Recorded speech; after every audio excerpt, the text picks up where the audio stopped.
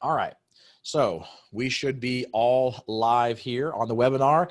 And today's webinar is going to be about capital gains referral strategy or deferral strategies and exposing a lot of the different things that are around them. And because there's a lot of people that talk about capital gains, but I want you to really understand capital gains and two of the most important strategies that come in play with these with being able to defer your capital gains.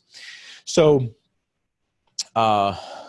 first off, there's a couple of things we're going to go over. So we're going to be going over what are capital gains, talking about the difference between long-term and short-term, when capital gains come into play, top capital gain strategies, which one is right for you, why deferring capital gains is extremely important for the passive investor.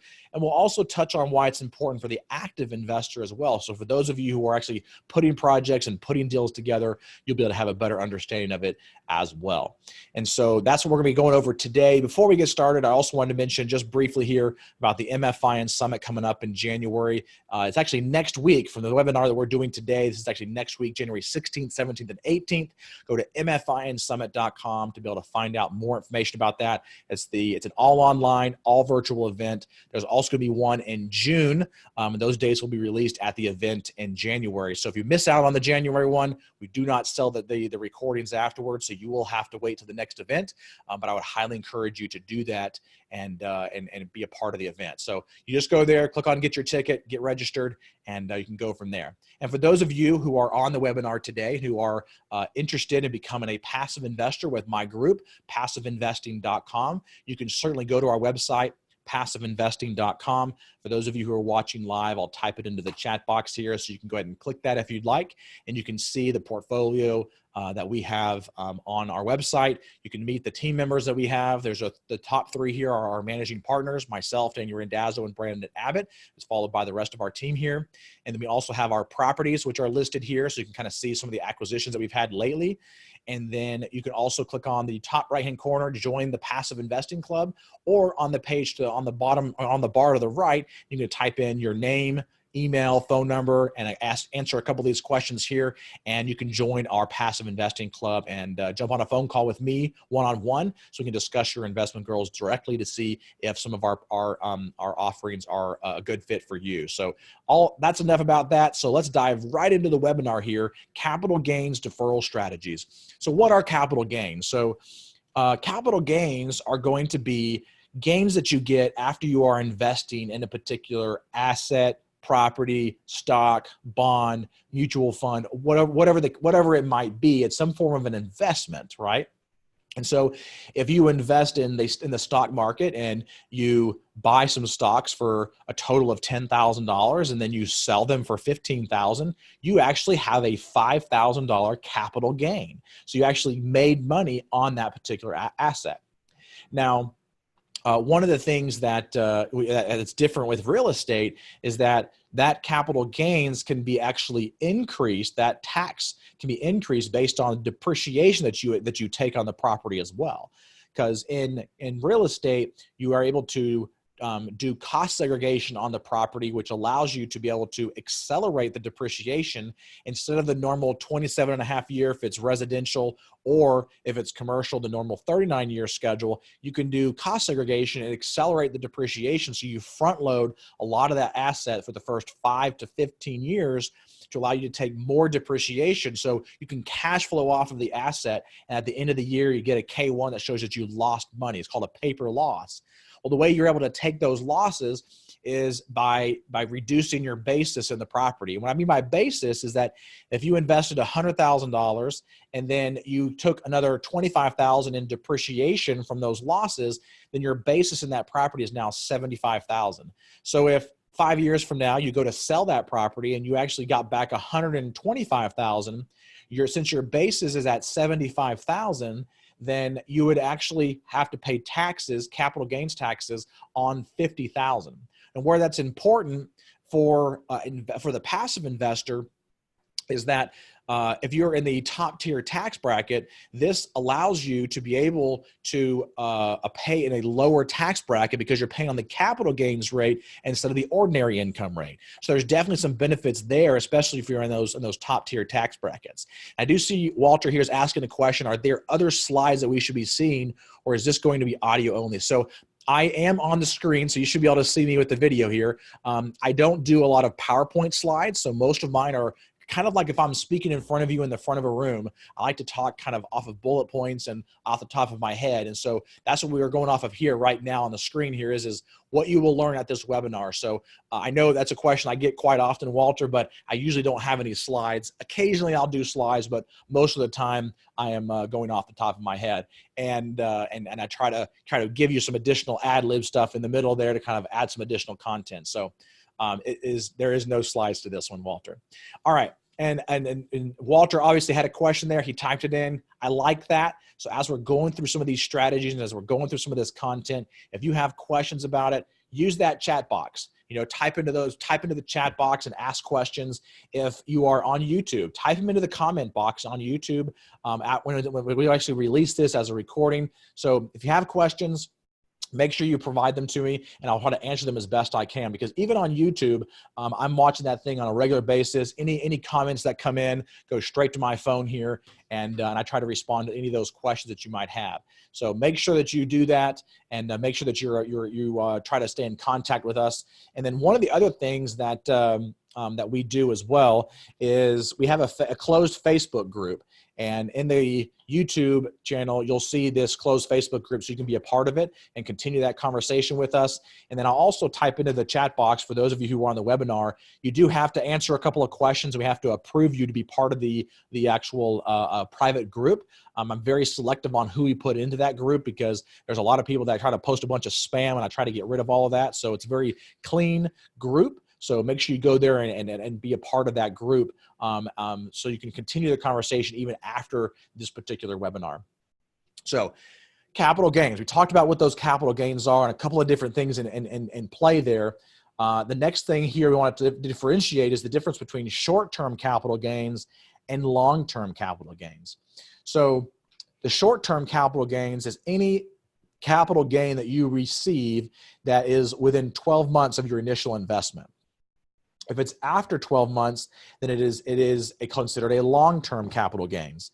And so the reason why it's important to understand the difference between that is that if you have a short-term capital gain, then you actually are paying at the ordinary income tax brackets, not the capital gains tax bracket. So it has to be considered long-term capital gains, which means it has to be, and you have to have had that investment in play for at least 12 months. And so it's important to make sure that you try to get into that capital gains tax bracket, especially if you're in the higher income or and in those higher tax brackets. So again, long-term is 12 months or more. Short-term is under 12 months. So that's a great thing to understand and know, especially for those of you who are doing a lot of fixing and flipping and things like that. Most of the time, those are done within 12 months. So those are all short-term gains. And so you're going to be taxed at the higher tax bracket when you do that. But if you're doing some of these longer holds where it's at least 12 months or longer, then you can actually be taxed at a different tax bracket because it would be that long term. Now, it can also be the opposite. So for some of you who might be in the very low or in some of the lower tax brackets, then it could actually affect you the opposite direction, where you actually might want to have more short-term capital gains than you do long-term, because the long-term capital gains could be more expensive for you versus the short-term gains depending on your tax bracket. All right, so the next thing we're going to talk about here is when these capital gains come into play. So obviously, we kind of already touched on that just a little bit. We talked about when you sell a stock, before 12 months or after 12 months or whatever, you're going to have those short-term, long-term gains. And at the same time, you can also have capital losses that can offset some of those capital gains as well. And there's a lot of robo-advisor portfolios out there in the investing world from the stocks and bonds and things like that and ETFs, where they do what is called tax loss harvesting, where they can reduce your taxable liability by selling a losing stock because you sold a winning stock, and it helps to balance out your capital gains throughout the year as well. So those are some pretty important things to understand when it comes to really tax loss harvesting, is if you will. And if you have an asset that you've lost money on, it can help to offset some capital gains in another asset as well. Next thing here is about top capital gains deferral strategies. So this is where we are right now. Just kind of highlight it so you guys know that I'm still here. The top tax deferral strategies. There's really one main one, and then there's another one that kind of uses the same strategy, but it's a different kind of play or process. The second one I don't have a lot of details on, but I've been hearing a lot of buzz about it lately, and I will be doing some more additional research on it so that you guys can get some additional education for that. So make sure that you are subscribed to our email list so that you can make sure that you're getting the announcements about the future webinars. So if you're on the webinar live, we've already got your email. And so don't worry about doing this. But for those of you who are on the recording, you can go to multifamilyinvestornation.com. There'll be a form there to be able to put in your email, and we can continue to send you some additional things we're doing as far as our webinars are concerned. And for those of you who are curious, unlike a lot of other people that do some of the types of things like this, like whether it be webinars or podcasts, I don't do these podcasts or webinars for any type of coaching or mentoring program that I have. So I don't do coaching. I don't do mentoring. There's two reasons why. I really don't have the time for it. I don't need the money. So I choose not to do that. We've chosen to kind of focus primarily on, providing a lot of free education and value for those of you who are interested in learning more about investing passively in multifamily assets, because obviously we have our own group called passiveinvesting.com, which we mentioned earlier. So we can attract some additional passive investors that might be interested. And then for those of you who are active, you can learn a lot about what we're doing and how we're doing things and different ways to be able to help you, start your own. So just wanted to kind of throw that out there for you as well. So the first one, let me just see if anybody can guess what the top capital gains deferral strategy is when we are talking about multifamily real estate. So for those of you who are live on the webinar, throw it out there, type in the 1031. I see it. Great. So the 1031 it's called a 1031 exchange, a like-kind exchange. And what it allows you to be able to do is it allows you to be able to sell an asset, and instead of having that capital gains tax that you have to pay on it, you can defer that capital gains by moving that money from one asset to a new asset. And there's one of the most important things that you have to do in order for this to happen is you have to use what is called a qualified intermediary. And we talked earlier about the summit, right? At the MFIN summit, one of our sponsors actually does that, this Madison Specs company. So you could actually go to our website, MFIN Summit, and then click on that button there, and it'll bring you to their page, and they talk a lot about what they actually do. They do cost segregation and all kinds of good stuff. So you can certainly do that with that company. We've used Madison Specs for some of our assets to be able to do not 1031, but the cost segregation studies. So they've been very good to be able to work with. So I would definitely highly recommend them for you to be able to reach out to them and use. And the next thing is, so you have to have, when you sell the asset, you have to inform the qualified intermediary that you want to do a 1031 exchange. What happens is that 1031 intermediary comes into play at closing, and instead of at the closing table, you getting the proceeds from a sale, the qualified intermediary takes those and puts them in an escrow account. So you never touch them. And then what happens is you have a timeline for you to be able to identify properties, replacement properties that you want to move that capital gain into.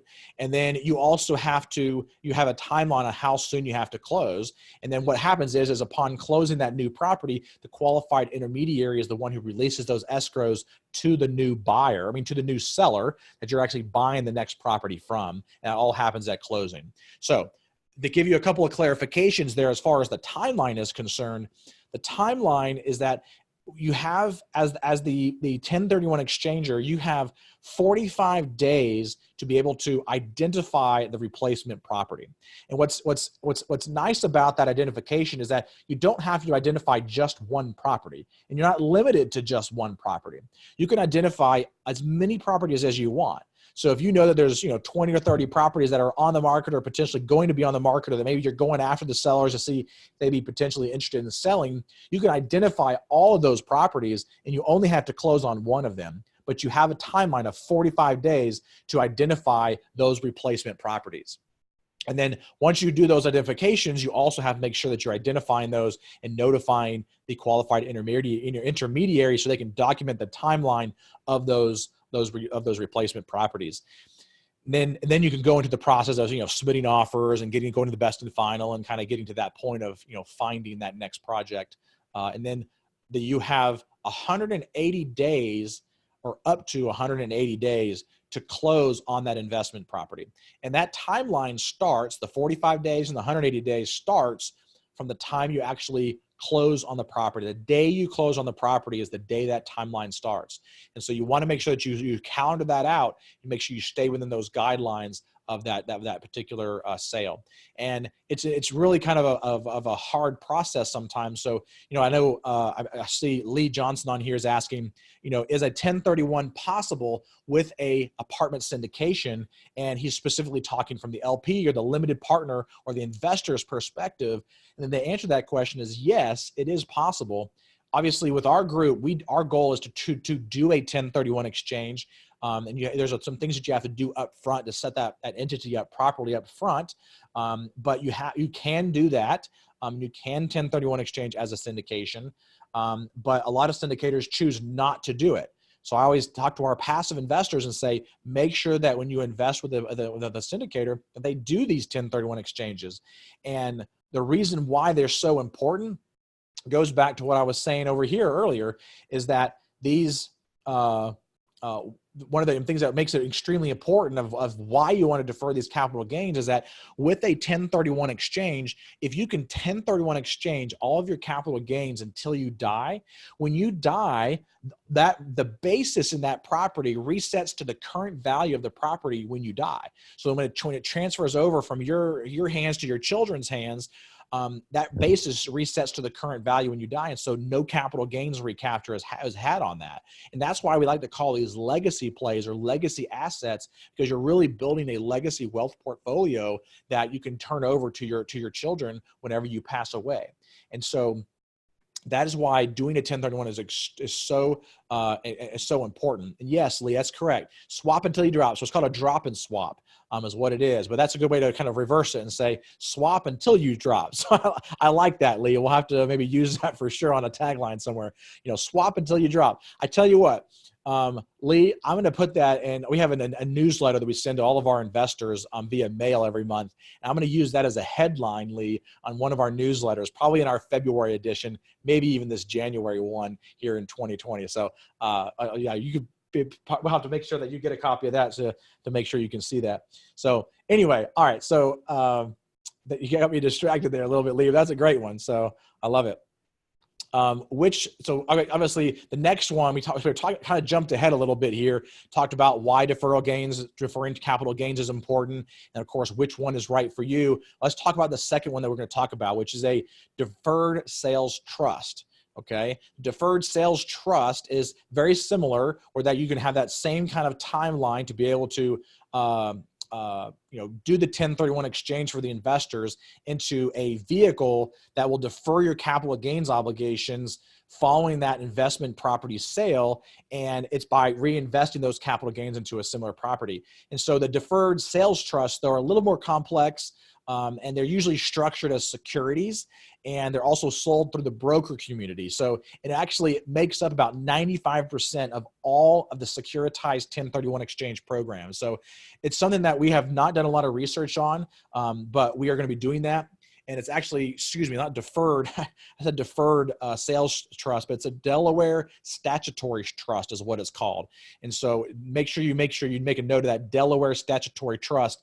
And we're going to be doing some additional research on that. We'll be doing a webinar on the Delaware statutory trust. So if you've watched this, several months after we've done the webinar, make sure you go to our YouTube channel and you type in Delaware statutory trust, because we will do a webinar on there. I maybe even try to find a special guest expert to be able to talk to us about those deferred I call them the deferred sales trust because that's basically what they are, but they're the Delaware Statutory Trust, the DSTs. So make sure you stay tuned for that. So that's all I have for you. Hopefully you have a better understanding as to what these capital gains are and why it's so important to make sure that you are deferring them until you die, or like Lee said, swap until you drop with these types of with these types of capital gains. So if you have any questions, you can type them in there. One last thing I wanted to mention here, just as we're wrapping it up, don't forget to go to MFIN Summit. Go to mfinsummit.com right now and register for the next summit that's coming up. And then also, if you use that promo code that I gave to you earlier on in the webinar, it'll allow you to give get that discount. So you can certainly do that as well. And you'll get to lock in the lowest price that we have available right now for the webinar. So for those of you who are online watching the recording, go to mfinsummit.com, check the next summit that we'll have coming up if for some reason you missed the one that we're talking about right now. And then also for those of you who are passive investors and want to join us on one of our future projects, feel free to go to passiveinvesting.com, sign up to be one of our passive investors. Love to have a one-on-one conversation with you to discuss your investment goals. And make sure you stay tuned next week for our next topic that's coming up. And let me actually pull the calendar up here and see what's going to be the topic for next month. Because one of the things we're doing in 2020 is we're going to be more organized with these webinars. So we actually already have them laid out for the next several months as to what the next topic is going to be. So next week, we're going to be doing a webinar at 12 p.m. on Tuesday, January 14th. And it's going to be entitled Steps to be Organized to Close More Deals. So you can actually, you'll get an email to be able to register for that. So make sure you just stay tuned for that so you can register for that next webinar, and looking forward to presenting that to you next week. So thank you so much, and looking forward to seeing you at the summit next week as well. So make sure you go to mfinsummit.com and register for the summit.